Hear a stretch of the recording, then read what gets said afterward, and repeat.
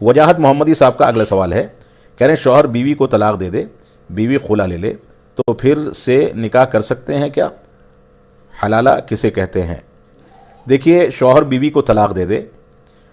اور یہ طلاق طلاق البتہ ہو، طلاق بینہ ہو، یعنی طلاق مکمل ہو گئی ہو، 3 طلاقیں دے دی گئی ہوں شرعی طریقے سے، پہلے مہینے میں طہارت کی حالت میں، دوسرے مہینے میں طہارت کی حالت میں، اور تیسرے مہینے میں پھر سے طلاق دے کر کے عورت کو ودا کر دیا، عورت کو رخصت کر دیا یا اس کو مکمل طلاق دے دی، تو ایسی صورت میں ان دونوں کا آپس میں دوبارہ سے نکاح درست نہیں ہے، ان دونوں کا آپس میں نکاح درست نہیں ہے، اب وہ ایک ساتھ نہیں رہ سکتے، کوئی صورت نہیں بنتی ہے۔ اور اگر بیوی خلا لے لے یعنی بیوی شوہر سے پریشان ہے اور کوئی شرعی عذر پایا جاتا ہے، تو اب بیوی کو اختیار ہے کہ شوہر اگر تیار ہو جاتا ہے تو بیوی مہر کی رقم واپس کرے یا کسی چیز پر اتفاق ہو جائے اور اس سے کہے کہ میرا ساتھ چھوڑ دو۔ خلا لینے کے بعد بیوی عدت گزارتی ہے، یہاں پر اگر دوبارہ سے دونوں کو بعد میں کبھی اس بات کا شعور ہوتا ہے کہ ہمیں ساتھ رہنا چاہیے، تو ایسی صورت میں نکاح جدید کر سکتے ہیں، نکاح جدید کر کے واپس آ سکتے ہیں۔ لیکن 3 طلاقیں ہو جانے کے بعد نکاح جدید کی گنجائش موجود نہیں ہوتی۔ ایک طلاق دے کر کے شوہر خاموش ہو جائے، 3 مہینہ گزر جائے یعنی عدت طلاق گزر جائے، اس کے بعد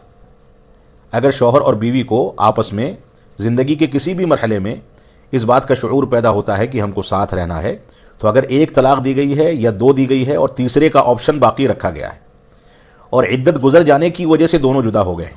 تو ایسی صورت میں نکاح جدید کا امکان موجود ہے، وہ زندگی کے کسی بھی مرحلے میں نکاح جدید کر سکتے ہیں، لیکن 3 طلاق دینے کے بعد نکاح جدید کی گنجائش نہیں ہے۔ اب آپ کا ایک تیسرا سوال ہے، حلالہ کسے کہتے ہیں؟ حلالہ اصل میں کہا جاتا ہے کہ بیوی کو شوہر نے طلاق دے دی، اب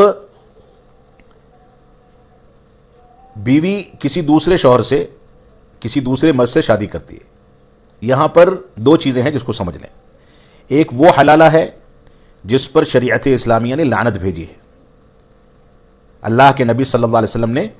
ابو داؤد کی صحیح حدیث ہے، فرمایا کہ اللہ رب العالمین کی لعنت ہے حلالہ کرنے والے پر اور حلالہ کروانے والے پر۔ حلالہ جس پر لعنت بھیجی گئی ہے وہ حلالہ اس شکل میں ہوتا ہے جب ساز باز کر کے طلاق کی نیت سے دوسرا نکاح کیا جائے، جیسا کہ آج کل ہوتا ہے۔ یہ ملعون عمل ہے، اس کی گنجائش شریعت اسلامیہ میں موجود نہیں ہے۔ لیکن اگر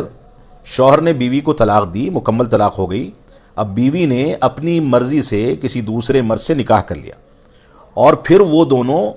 شوہر بیوی کے طریقے سے آپس میں رہنے لگے،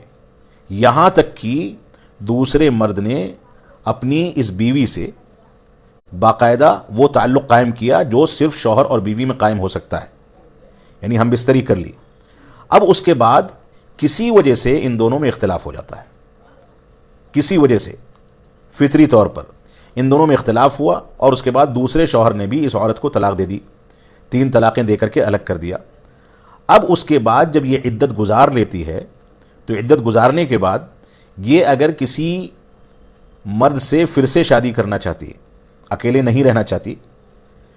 ہے کہ کوئی سہارا رہے، کسی سے تعلق رہے، تو ایسی صورت میں اس کو نکاح کرنے کی اجازت ہے۔